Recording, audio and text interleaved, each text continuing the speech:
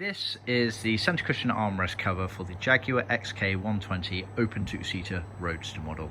It's been made to original specifications, which is leather-faced, meaning that the top pleated panel here is leather, as is this front panel here, but the surround border here and the retainer at the back are in vinyl. As with all of our items, genuine tuck and roll pleats, as you can see there. We also use the correct thickness piping on the border there. The Jaguar XKs on the earlier cars, for some of the parts they use a slightly thicker piping than on the rest of the ranges, so we use all of the correct thicknesses of that. We've got all the notes on what they did for the different varieties of cars. This has also been made in the official Connolly Vaumol Leather, as at the request of our customer over in Switzerland. So that's part of the Bespoke by Jonathon Skinner range. As you can see here, we've got this is off the back of the hide here, the exact hide, so it's the Connolly Vaumol. So there is a surcharge for that, but contact us for more details.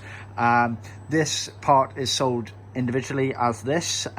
We can also supply you the millable panel that goes underneath it as well, or both of those items are included as part of the trim kit. So see our website for more details.